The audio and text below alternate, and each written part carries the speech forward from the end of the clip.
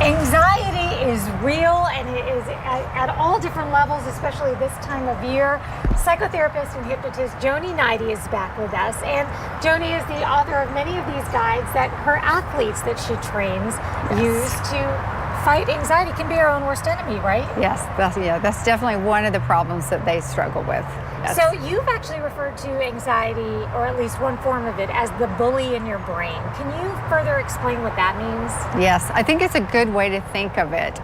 First of all, I think we need to mention that all anxiety isn't bad. And if we can get comfortable with the fact that it's just a normal part of our brain that serves us well in some situations, that we'll be okay, and that we can be uncomfortable as long as we have ways to deal with that uncomfortableness and be able to move on with what we want to do. So the anxiety that's stuck in our brain for a reason that we need to keep responds to real danger. And so that's good. It tells us there's something important going on, there's something dangerous that we need to take care of us, and it motivates us to do it. So the other anxiety is what I call disordered anxiety, and that's the anxiety that stops us from doing what we want to do either well or not at all. We may avoid it, or we may move forward with our performances and feel uncomfortable and not get what we want out of all that hard work that we put together to do it. So that is the bully in your brain. And we have some props here, some of which we're going to use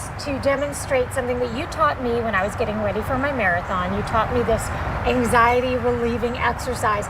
But this is not one of those props. This is actually a way that you use to demonstrate that anxiety in your brain, right? That's right, because that's what this cluster looked like. We have several clusters that represent habits in the brain, and that's just one of those clusters.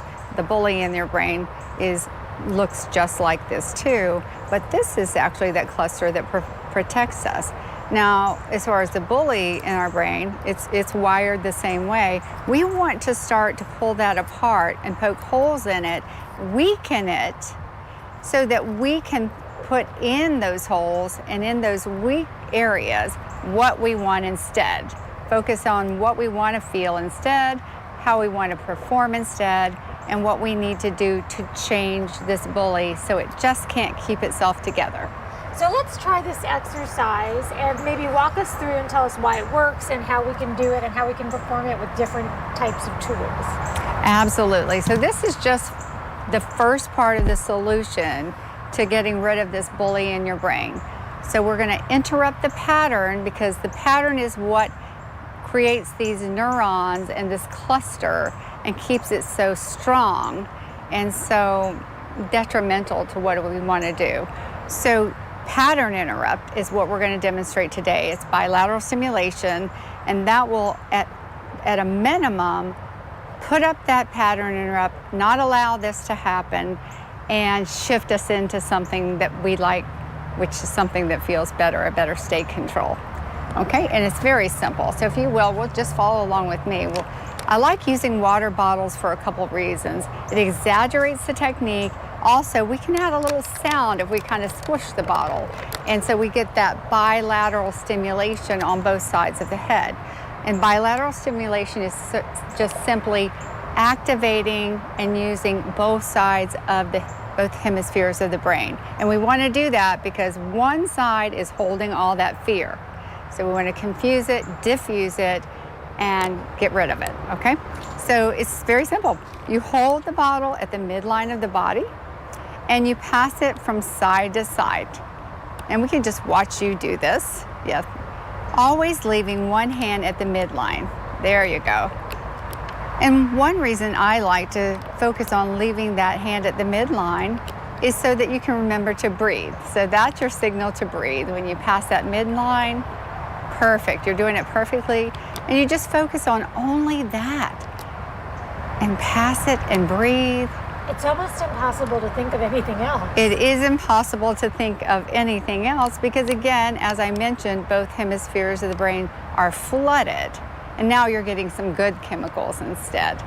And so you do that, you can stop, you kind of check in and see how you're feeling. And if it's not quite clear, you just do it for a few more minutes. 2 minutes will clear it for sure. So you have these other items too, and this one has a real texture to it. Yes, yes, Could be something yes. like that. Whereas this had the sound you could hear, so you're getting that sound. This has texture. And we know that sometimes it's important for some people to have that kinesthetic feel. That helps to calm them down as well.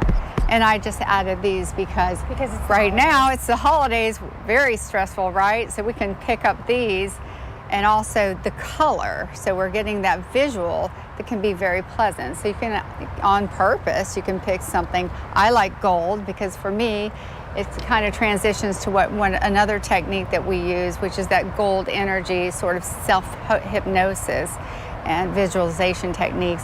And when we think of gold, we think of what we want, most likely, right? In your case, Yes. a lot of times it's the gold medal in the Olympics. And Yes. that has certainly been the case. Where can people reach out to you, Joni, and learn more about your practice? Yes, so I actually am a therapist at Community Behavioral Services in Orange Park, Jacksonville, and Jacksonville Beach. We have 3 offices. But Joni Knighty Hypnosis is another way to reach me, at JoniKnightyHypnosis.com, and then aim-for-success.com. You can find lots of information about athletics and these types of techniques. Thank you so much. A useful Yeah. tool for the holiday season. It's actually a gift you've given many of our viewers today. Yeah, so Thanks. please use it. It'll help them so much.